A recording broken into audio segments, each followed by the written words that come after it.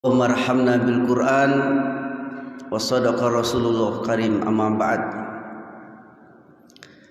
Ma'asyiral muslimin, jamaah salat subuh Masjid Al-Muhajirin yang semoga senantiasa dicintai rahmatullah Allah Subhanahu wa taala. Alhamdulillah, pada subuh hari ini kita masih diberikan oleh Allah kesempatan untuk bisa bersama-sama hadir melaksanakan kewajiban kita, yakni sholat subuh secara berjamaah. Kemudian menjelang waktu sholat Isra, kita bersama-sama duduk dalam rangka untuk bermajelis ilmu. Mudah-mudahan waktu kesehatan yang Allah berikan kepada kita menjadikan kesehatan dan waktu yang diberkahi oleh Allah Subhanahu wa taala. Amin ya rabbal alamin. Kemudian bersalawat kita kepada Nabi Muhammad sallallahu alaihi wasallam. Allahumma shalli ala Muhammad wa ala ali wa ashabihi wa man tabi'ahum bi ihsani ila yaumiddin. Semoga kita semuanya senantiasa diberikan istiqomah untuk berada di atas jalan sunnah-sunnah Nabi sallallahu alaihi wasallam, di atas petunjuk-petunjuk Rasulullah sallallahu alaihi wasallam, dan semoga ini sampai akhir hayat kita selalu istiqomah. Dan semoga kelak di yaumul mahsyar mudah-mudahan kita semuanya mendapatkan syafaatnya dari Rasulullah sallallahu alaihi wasallam. Amin ya rabbal alamin.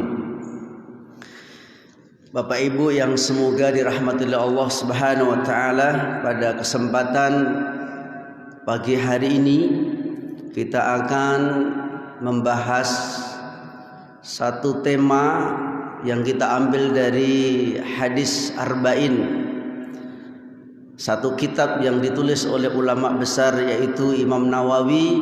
Kita akan membahas hadis yang ke-19 tentang pertolongan dan penjagaan Allah kepada hamba-hambanya. Kata Nabi sallallahu alaihi wasallam, an Abi Abbasi Abdillah bin Abbas radhiyallahu anhuma qala khalfa wasallam yauman faqala ya gulam inni uallimuka kalimat ihfadillah yafatkah ihfadillah tajidhu tujahaka idza sa'alta fas'alillah wa idza sta'anta fasta'id billah. Kama qala fa'lam annal ummata law ijtama'a ala ayyan fa'uka bi syai'in lam yanfa'uka illa bi syai'in qad kataballahu laka. Wa in jitama'u ala ayyan duruka bi syai'in lam yaduru illa bi syai'in kataballahu alaika rufi'at aqlamu wa jufiatis suhuf. Hadis ini menurut Ibnu Rajab Al-Hanbali di dalam kitab Jamil Ulum wal Ahkam, hadis yang mengandung banyak nasihat petua dari Rasulullah sallallahu alaihi wasallam, dan hadis ini merupakan kaidah penting dalam urusan agama kita. Hadis ini bersumberkan dari keponakan Nabi sallallahu alaihi wasallam yang bernama Ibnu Abbas atau Abdullah bin Abbas, anaknya pamannya Nabi sallallahu alaihi wasallam yang bernama Abbas. Kebetulan di sini ada Pak Abbas, harus menjadi ulama besar.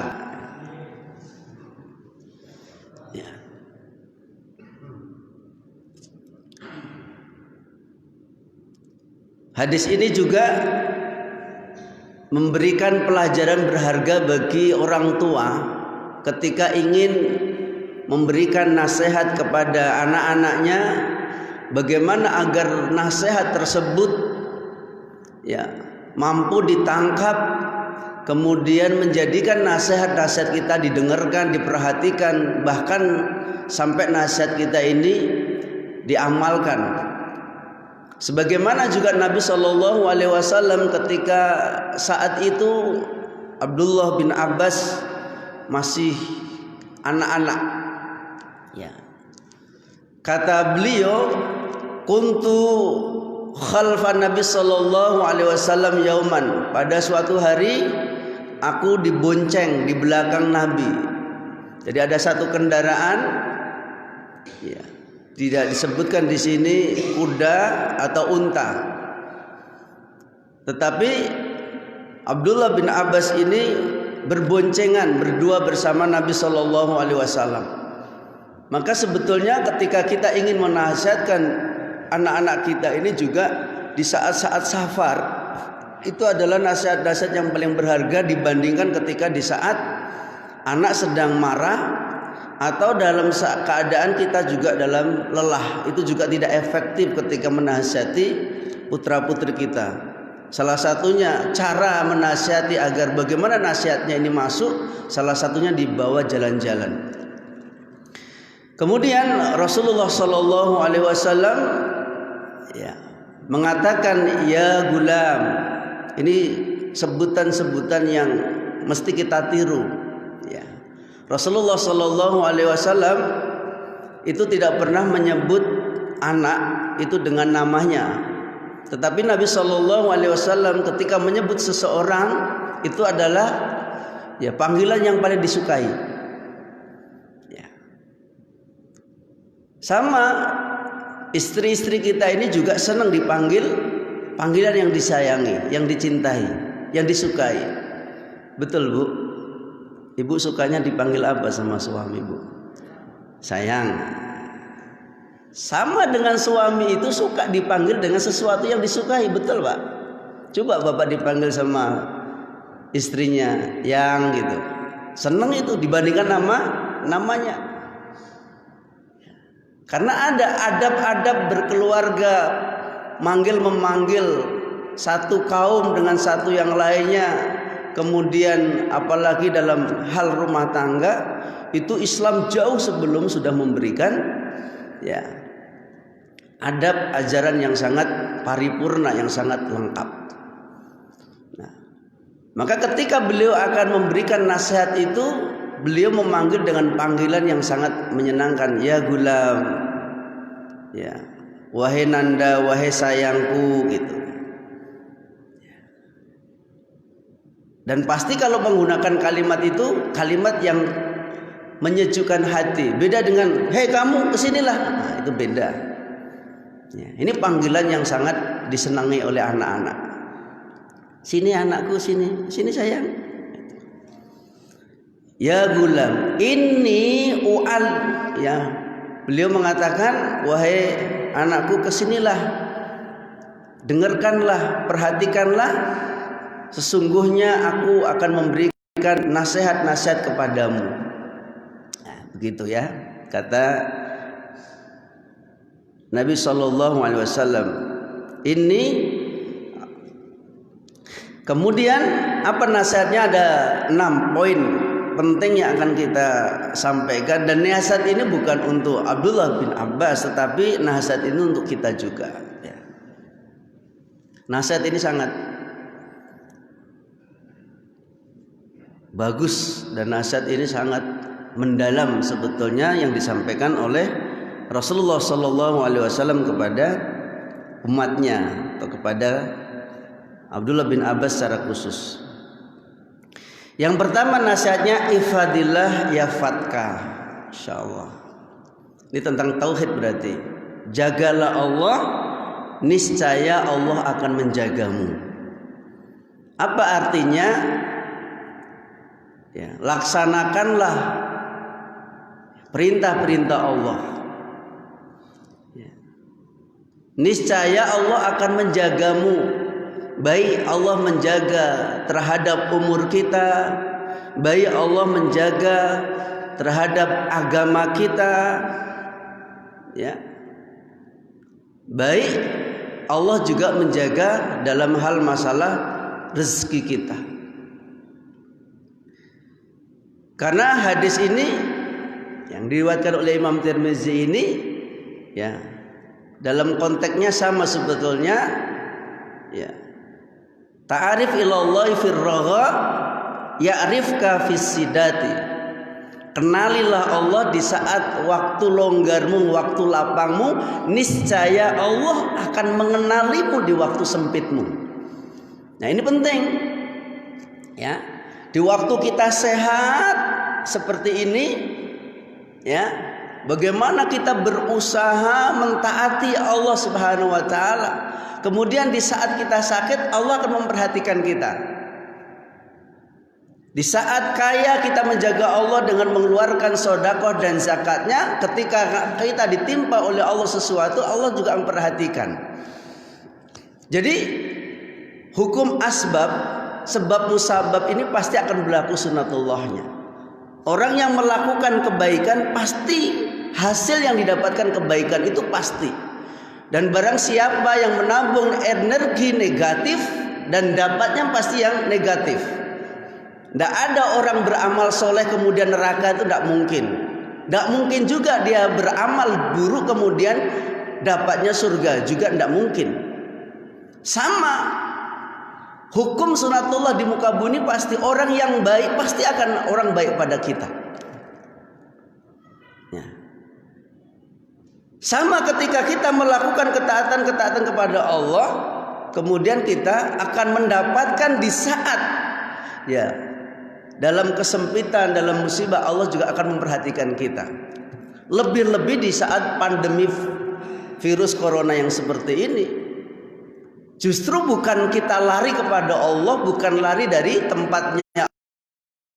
Kondisi seperti ini kita yang belum terserang secara keseluruhan, ya, maka justru tempat yang paling kita makmurkan adalah masjid, bukan rumah. Karena hidayah Allah turun itu di rumah-rumah Allah Subhanahu wa taala. Di saat-saat seperti ini mestinya kita memperbanyak, ya, ibadah kepada Allah agar Allah juga akan menjaga kita dari musibah atau dari penyakit.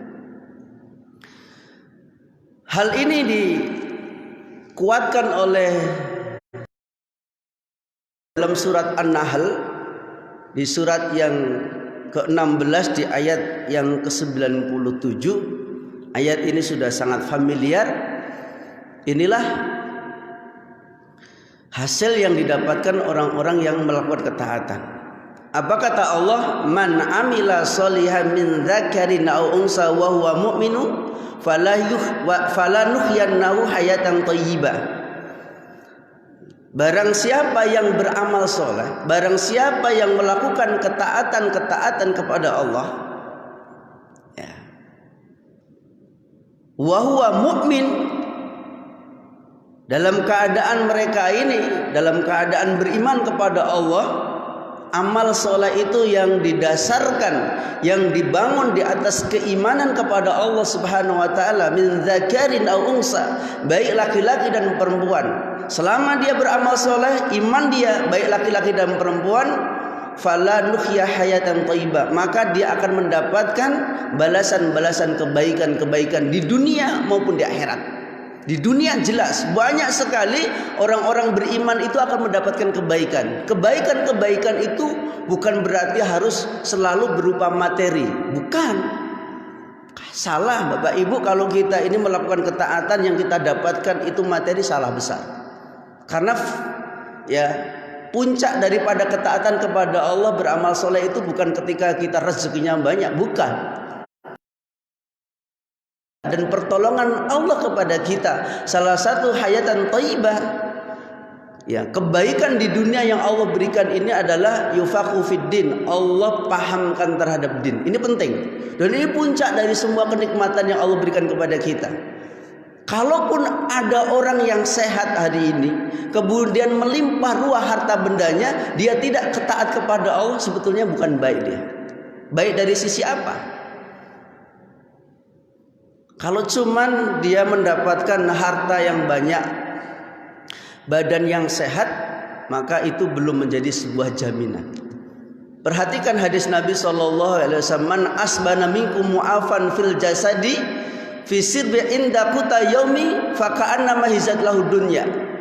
Perhatikan hadis yang sangat mulia ini. Kata Nabi SAW, barang siapa di hari ini, ya, man asbana, bahkan ya, barang siapa di pagi hari ini dia memiliki badan yang sehat, ya, kemudian memiliki ketenangan jiwa, dan kemudian memiliki persediaan makanan untuk cukup hari ini, faka'annama hizat lahu dunya, maka seolah-olah dunia itu miliknya.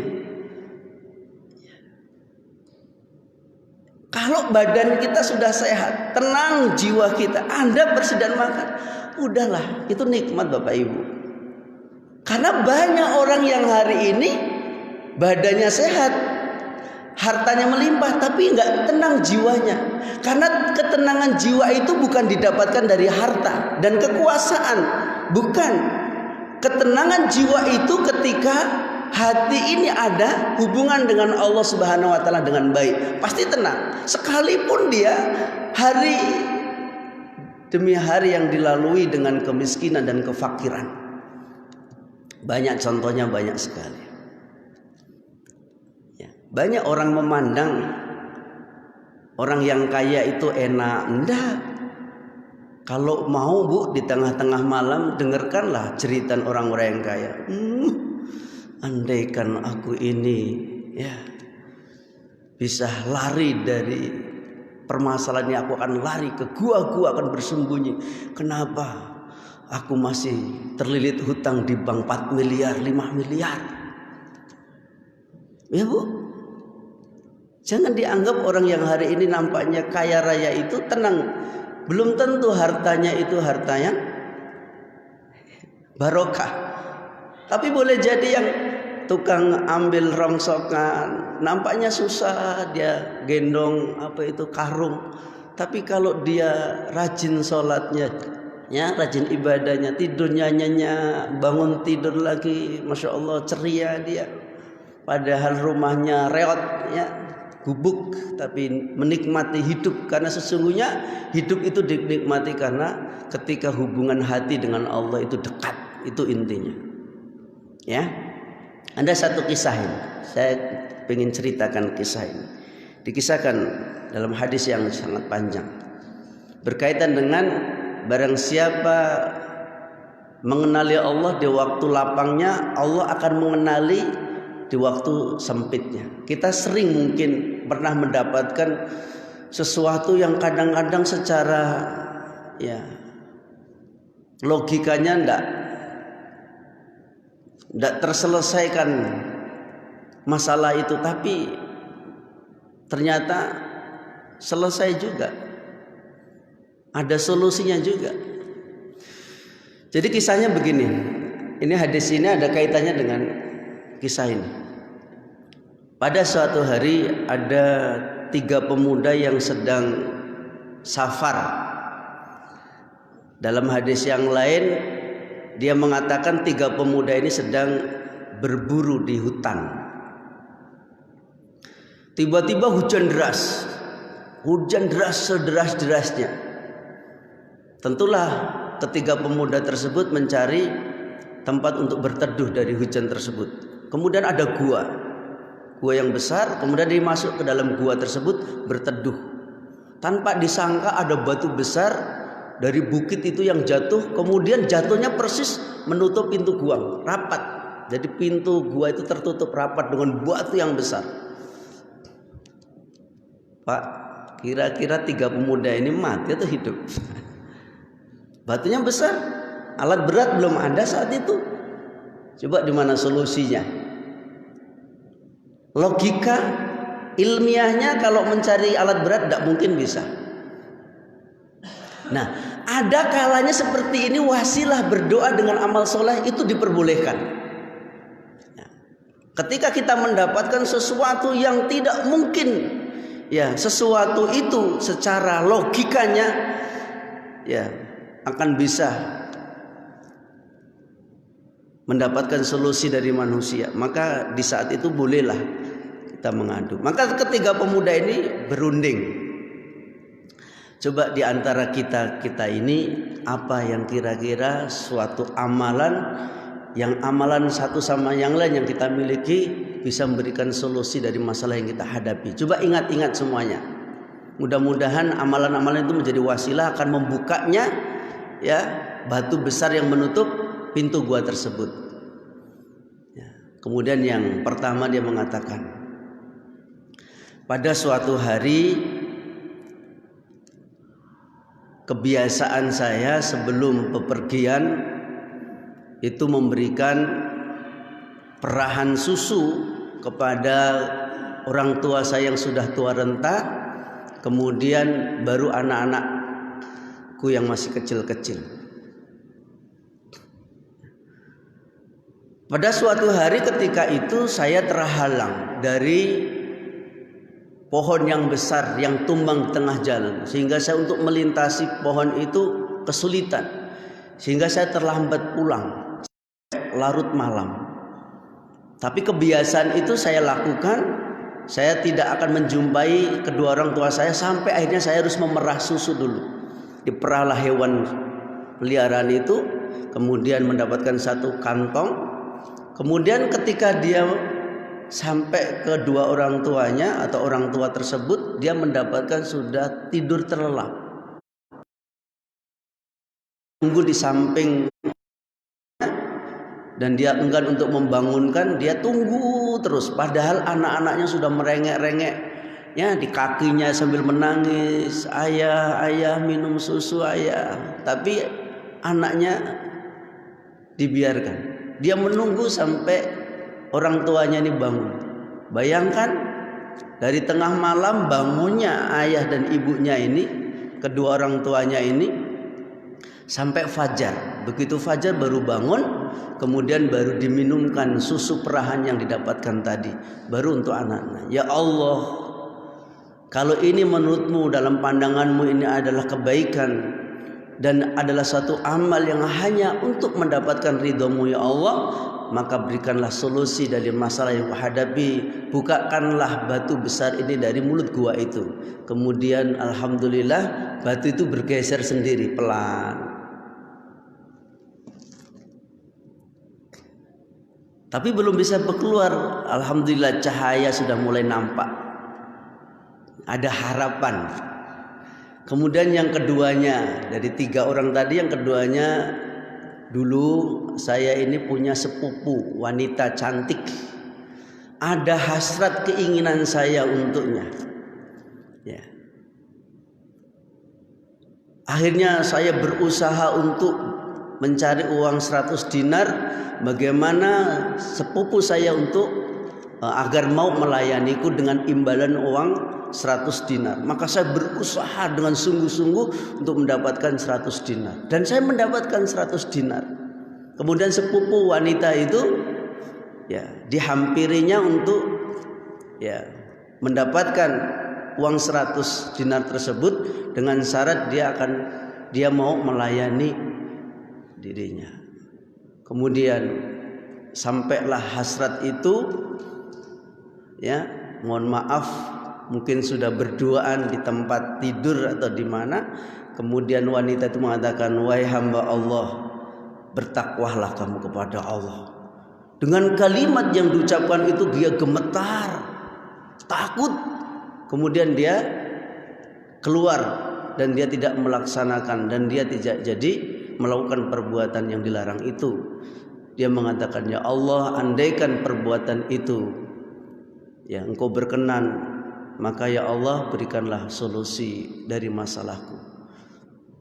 Artinya dia tidak melaksanakan perbuatan itu betul-betul didorong karena takutnya kepada Allah Subhanahu wa taala. Maka bergeserlah lagi batu itu sedikit. Belum juga bisa keluar ketiga pemuda, akhirnya sampai doa yang ketiga.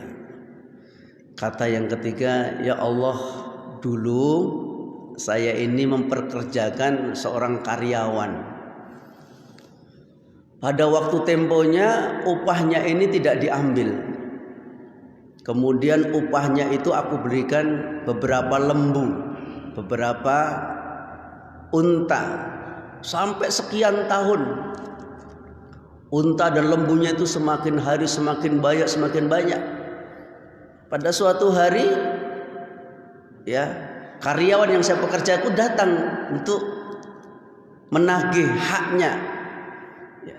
Wahai Tuan, mana gaji pekerjaan kami beberapa waktu yang lalu? Ya. Kemudian tuannya mengatakan, tuh gajimu sudah berupa lembu dan unta-unta yang sangat banyak. Jadi seakan-akan meledek, ya. Wong yang dia ingin upahnya dulu kok. Tahu-tahu yang suruh mengambil adalah domba-domba, unta, ya, dan lembu. Saya tidak meledek. Ini memang kenyataannya, ini milikmu. Ini dulu harta, ya, upah gajimu yang belum kamu ambil, kemudian aku kembangkan, ambillah. Masya Allah. Kemudian diambil. Kemudian dia mengatakan, ya Allah, andaikan amalan yang aku lakukan menurutmu ini baik, maka ya Allah, berikanlah solusi dari masalah yang aku hadapi. Kemudian batu besar itu kemudian menggeser. Akhirnya ketiga orang pemuda yang terjebak di dalam gua ini bisa keluar semuanya.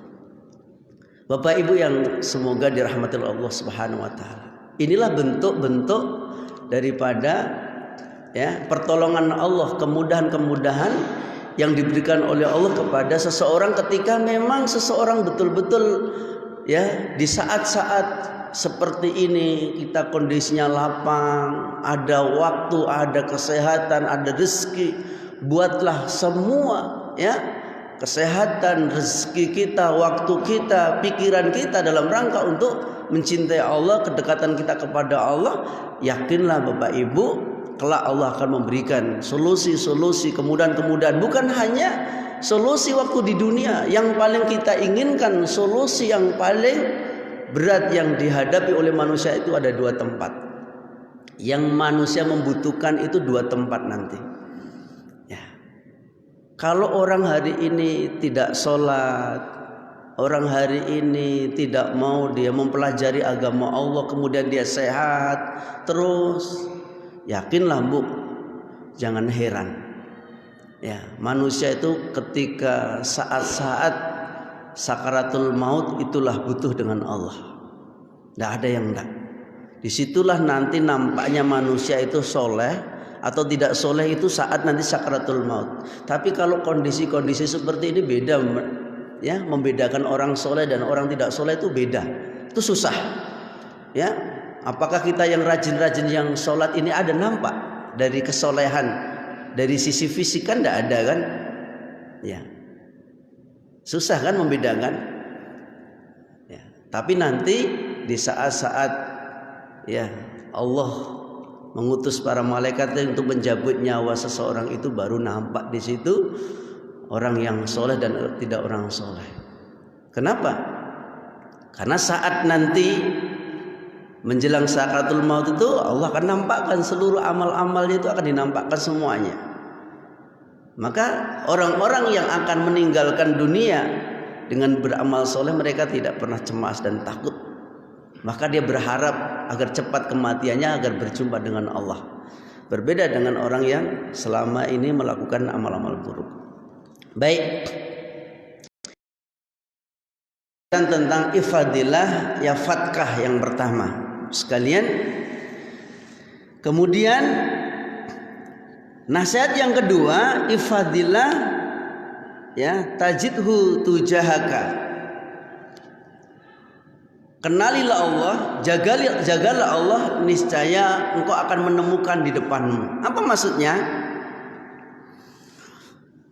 Kalau kita menjaga Allah dalam perintah-perintahnya, maksudnya menjaga Allah ini adalah kita bagaimana berusaha menjaga, ya, amalan-amalan yang telah diperintahkan Allah kepada kita, niscaya engkau akan menemukan di depannya. Artinya apa? Allah akan membimbing kita. Allah akan menunjukkan kepada kita kebaikan-kebaikan. Ya. Ini penting. Ya.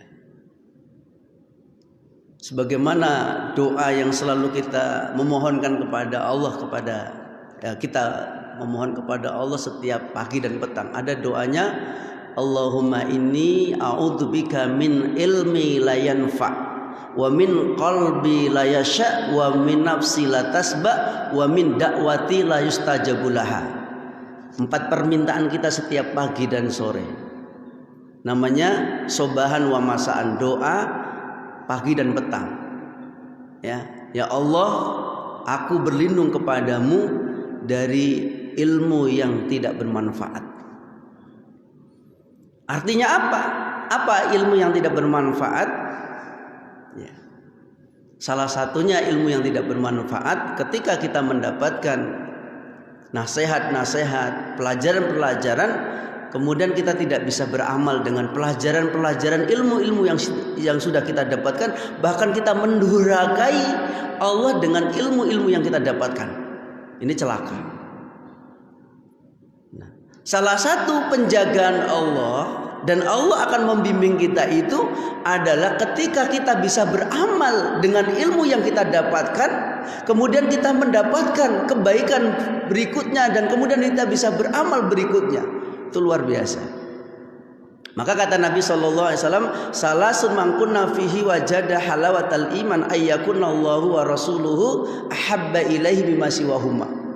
3 hal apabila dimiliki oleh seseorang, maka seseorang itu akan merasakan halawatal iman, manisnya, lezatnya, ya, keimanan kepada Allah. Ini susah diungkapkan dengan kalimat-kalimat, itu susah, Bu. Halawah. Kalau halawahnya itu berbentuk buah, jambu kita makan, nampak manisnya jambu. Kalau kita mangga aromanis yang sekarang lagi ramai ya di jalan-jalan 5.000 sekilo, ya. Halawahnya, lezat manisnya itu bisa dirasakan. Tapi halawatal iman, merasakan lezat manisnya iman itu tidak bisa dirasakan kecuali orang-orang yang memang terlibat di dalamnya. Ya. Tidak semua orang sholat itu menikmati. Tergantung sejauh mana kedekatan dirinya kepada Allah, kemudian sejauh mana ilmu yang didapatkannya, kemudian dia bisa melaksanakan. Ada orang yang sholat tahajud di malam hari itu bisa menangis sejadi-jadinya karena merasakan nikmatnya dia beribadah kepada Allah, sehingga nangis itu mudah. Tapi ada orang yang nangis itu susah. Ya, ada orang yang mengadakan tangan sebentar saja berdoa itu mudah sekali meneteskan air mata. Tapi ada orang yang berdoa lama tapi susah. Kenapa? Gak bisa dilihat dari fisik, itu gak bisa. Karena ini, bayangkan para sahabat Nabi itu sholat tahajud itu bisa khatam Al-Quran. Bayangkan seperti apa. Coba kita di bawah sholat semalam, nggak usah khatam Al-Quran. Andaikan imam masjid kita ini mengajak sholat tahajud kita bareng-bareng, kemudian 1 rakaat dibuat 1 surat, kira-kira sanggup enggak? Surah Al-Baqarah 1 surat, rakaat yang kedua surah Al-Imran, coba. Ya, susah kan? Ya.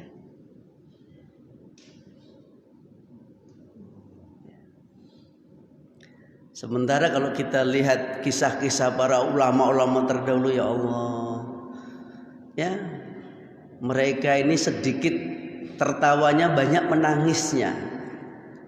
Bahkan Nabi ketika mendapatkan 1 ayat di dalam surat Hud di ayat 111 itu, semenjak dia mendapatkan surat itu, mendapatkan ayat itu, banyak menangisnya daripada tertawanya. Fastaqim kama umirtu. Muhammad, istiqomalah kamu, teguhkan pendirian kamu. Bayangkan itu Rasulullah Muhammad SAW yang dijamin masuk surga, yang mendapatkan anugerah gelar keistimewaan Allah, wa inna la'ala khuluqin adzim. Wahai Muhammad, sesungguhnya engkau memiliki budi pekerti yang paling agung. Tidak ada manusia di muka bumi yang memiliki budi pekerti yang paling terbaik kecuali Rasul. Itu sendiri ketika mendapatkan ayat ini teguran, suruh istiqomah Nabi. Bayangkan Nabi suruh istiqomah. Semenjak itu Nabi itu sedikit sekali tertawanya, bahkan tidak pernah tertawa. Dia banyak menangisnya. Bapak Ibu, kita ini banyak tertawanya daripada menangisnya. Andaikan kau diperlihatkan neraka setiap hari, sungguh kamu tidak akan pernah tertawa sedikit pun. Ya. Jadi hati orang beriman, ketika hati ini memang nutrisinya yang baik-baik, itu lahirnya yang baik-baik. Maka ilmu yang bermanfaat itu mesti melahirkan ya sesuatu yang baik. Jadi Allah itu akan membimbing terus.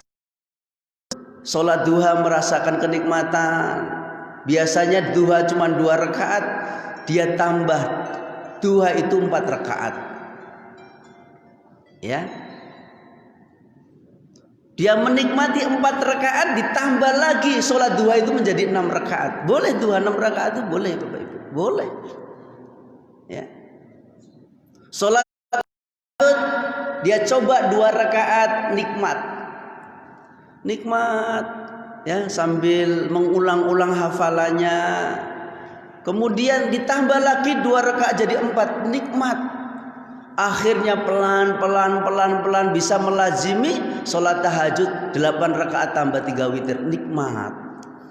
Pertama puasanya cuman dalam 1 bulan 2 kali Senin dan Kamis, nikmat. Ditambah lagi setiap Senin dan Kamis, nikmat lagi. Ditambah lagi puasa Yaumul Bid menjadi puasa 13, 14. Dan begitu. Kalau itu Bapak Ibu ada dalam diri kita, tanpa kita harus mengaku, sesungguhnya kita itu sedang dibimbing oleh Allah Subhanahu wa taala. Banyak orang yang tidak dibimbing, dibiarkan, ditelantarkan oleh Allah. Apa bukti ditelantarkan oleh Allah? Kalau di waktu mudamu, di waktu sehatmu, di waktu adamu, ihtadi khamsa qabla al-khamsin, sababaka ala haramika, wasiyata qabla saqamika, faghinaka qabla faqrika, fa faragaka qabla sughlika, wa hayataka qabla mautika. Ya. Jagalah 5 perkara sebelum datang 5 perkara. Di waktu mudamu sebelum datang masa tuamu, di waktu sehatmu sebelum datang masa sakitmu, di waktu kayamu sebelum datang miskinmu, di waktu longgarmu sebelum datang sempitmu, di waktu hidupmu sebelum datang kematianmu. Ya, kan ada, coba perhatikan, ada enggak orang tua sudah umur 60 tahun? Saya mau tanya secara jujur, ada enggak bapak-bapak di antara orang-orang yang sudah umurnya di atas 60 tahun tapi masih juga tersesat jalannya, belum juga bertobat kepada Allah, belum datang kepada Allah, wafiru ilallah, belum lari menuju ampunan Allah, padahal kematian dia sebetulnya sudah dekat, tapi masih dia enjoy, seakan-akan kematian masih jauh dan dia masih juga berlama-lama untuk dekat kepada Allah, bahkan menjauh kepada Allah. Ada enggak kira-kira umur-umur seperti itu Bapak Ibu? Ada enggak? Ada enggak? Umur-umur yang mestinya umur-umur sudah mulai mendekat kepada Allah, tapi justru umur-umurnya ya, waktu kosongnya dia bingung.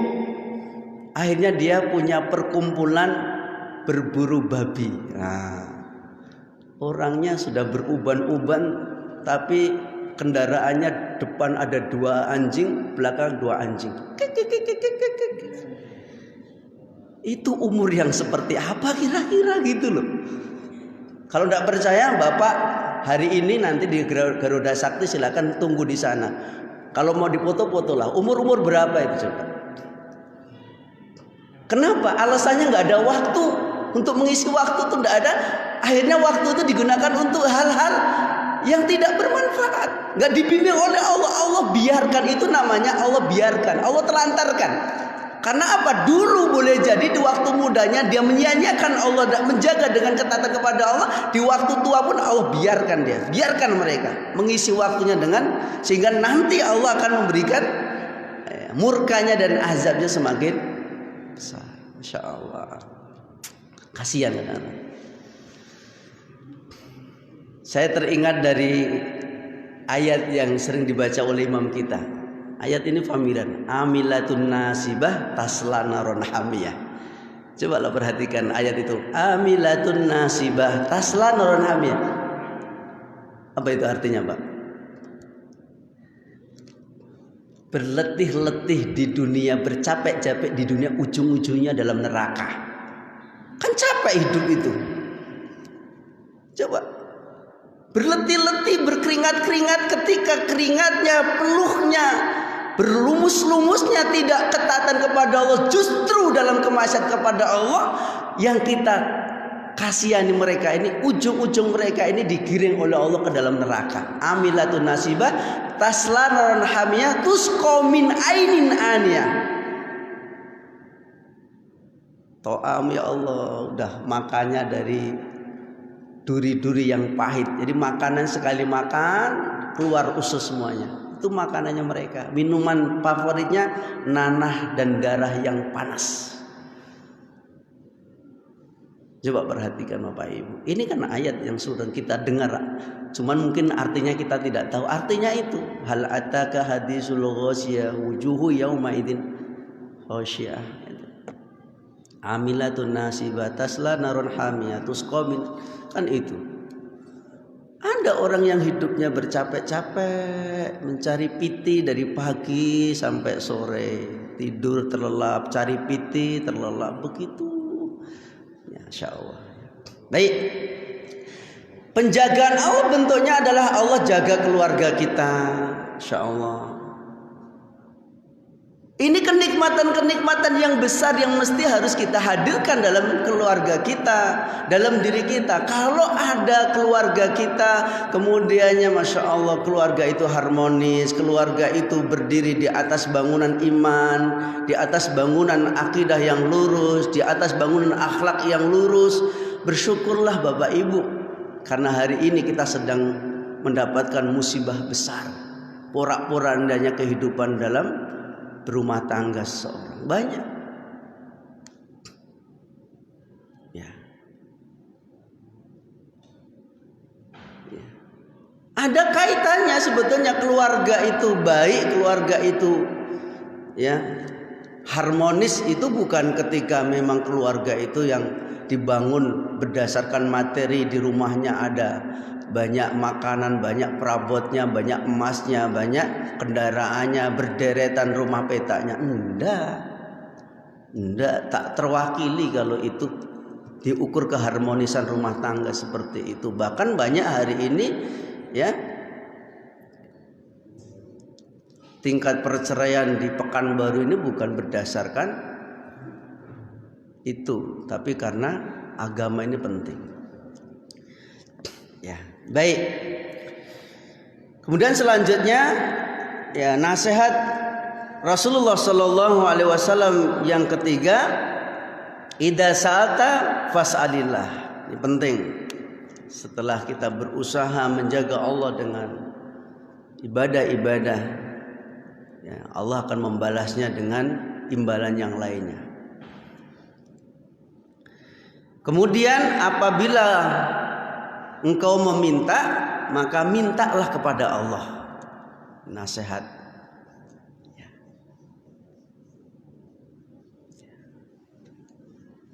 Ini juga Rasulullah SAW ingin menanamkan kepada kita. Banyak sekali kasus-kasus yang dihadapi oleh banyak orang.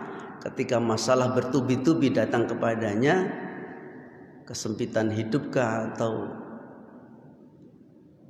kerenggangan dalam rumah tangga atau yang lainnya, sering dia mengadunya kepada manusia. Ini salah. Apalagi mensos ya, punya masalah keluarga tapi mengadunya di media.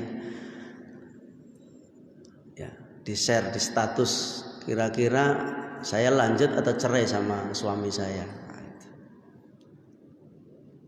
Dibacalah sama Ahirian, ditanggapi sama Ahirian. Wah, ini nampaknya peluang ini, baik nih. Kayaknya ini laki-laki yang soleh. Mulai di situ bermain juga setan, banyak sekali. Hati-hati ya. Kalau ada pengaduan jangan sampai. Ya, ini banyak. Mestinya masalah-masalah yang dihadapi kita, apapun masalah-masalah ini, bolehlah kepada manusia itu sekedar curhat. Tetapi ingat, mestinya kita hanya minta kepada Allah. Karena yang memberikan solusi kehidupan kita ini hanya Allah. Yang menggenggam seluruh kehidupan kita ini Allah. Bahkan hati semua manusia ini dalam genggaman jari-jarinya Allah Subhanahu wa taala. Maka kita selalu mohon kepada Allah, doa setiap pagi dan petang, Allahumma ya muqallibal qulub, tsabbit qalbi ala dinik, Allahumma ya musarrifal qulub, sarrif qulubana ala taatik. Wahai Allah, Engkaulah yang telah membolak-balikan hati hambamu, maka tetapkanlah hati kami, teguhkan hati kami di atas agamamu, dan teguhkan, kuatkanlah hati kami di atas ketaatan kepadamu. Karena hati manusia itu mudah berbolak-balik. Dalam pandemi seperti ini aja, oh luar biasa pengaruhnya, Pak. Pengaruhnya besar. Orang yang sebelumnya tidak suka ke masjid, ada fatwa, oh itu tambah senang. Ya Pak. Pengajian insya Allah akan ditutup selama 1 tahun. Alhamdulillah. Haji dan umroh 1 tahun ini akan ditutup. Alhamdulillah. Kita mestinya innalillahi wa inna ilaihi raji'un, kan begitu. Pengaruh dalam keimanan seseorang itu sangat pengaruh sekali. Ya, pengaruh betul. Ya. Jadi ini juga ada pesan ini. Masjid Muhajirin ada pesan. Ya. Silahkan, masjid kita tidak ditutup. Ya, alhamdulillah jalan ibadah sebagaimana biasanya, walaupun beberapa saat kita sempat terhenti dari majelis ilmu, tapi alhamdulillah hari ini perdana kita mulai lagi. Ya, sesuatu yang baik, mari kita lanjutkan dengan syarat menjaga protokol kesehatan, pakai masker. Ya, yang dulu masker itu tidak wajib, sekarang syarat sholat itu jadi tambah 2. Kalau dulu syaratnya pakai songkok, pakai ya celana, sekarang tambah 2 syaratnya, sajadah dan masker. Tidak apa-apa, karena sesuatu yang sebelumnya tidak ada itu bisa terjadi karena ada tentuan. Termasuk tidak ada perintah dalam hadis istaqimu fa'tadilu sawu sufufakum fa inna tasfiyatas sufu min tamamis shalah. Yang ada hadisnya itu luruskan dan rapatkan. Istaqimu itu kan lurus, fa'tadilu rapatkan, sawu sufufakum. Ya, karena sempurnanya salat itu bagian daripada lurusnya shaf. Itu perintah, enggak ada ya luruskan dan renggangkan, enggak ada. Tapi kondisi hari ini kita diminta untuk renggang, dan itu tidak bisa menolak. Karena memang begitulah Pak, kaidah-kaidah di dalam Islam ini selama itu ada istihad para ulama yang disepakati kebolehannya. Tapi kalau kita melihat hadisnya tidak ada perintah renggangkan sopmu, nggak ada. Tapi kondisi inilah yang menuntut kepada kita untuk berenggang-renggang. Bahkan fatwanya ada 2. Fatwanya ada 2 ini. Boleh kamu tidak sholat di masjid selama itu sop itu longgar. Kenapa? Dia mengambil daripada banyak kaidah-kaidah dalam ya usul fikih. Ya. Karena sesungguhnya Kalau longgar kecil saja itu setan akan datang dengan cepat sebagaimana anak kambing yang sedang menyusu ibunya. Kalau bapak-bapak pernah melihat kambing kecil di kampung-kampung itu, kalau sudah lari jauh terbirit-birit menemu ibunya, biasanya menyusu itu begitu-begitu itu ya. Itu kalau ada jarak sedikit saja. Lah kalau jaraknya 1 meter, bukan satu setan, sekeluarga setan, segerombolan setan nempel di kaki-kaki kita. Ya. Itu pendapat ulama. Kalau ada sopnya sampai panjang, dilebarkan panjang bermeter-meter, lebih baik sholat di rumah. Nah gitu. Ada yang mengatakan kalau sholat longgar itu berarti sholatnya tidak berjamaah, sholatnya sendiri-sendiri. Karena sesungguhnya renggangnya sholat itu memutus sop sholat berjamaah. Itu ada yang pendapat yang seperti itu. Jadi macam-macam. Tapi kesimpulannya ulama ada 2 pendapat. Boleh silakan sholat di masjid dengan sop yang renggang-renggang karena terjadinya pandemi seperti ini, atau kita mengambil fatwa yang kedua, sholat di rumah.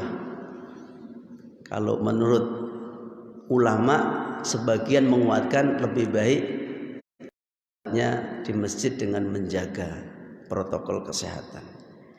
Ya, ini baik. Kemudian yang selanjutnya udah masuk. Baiklah kalau jam 6.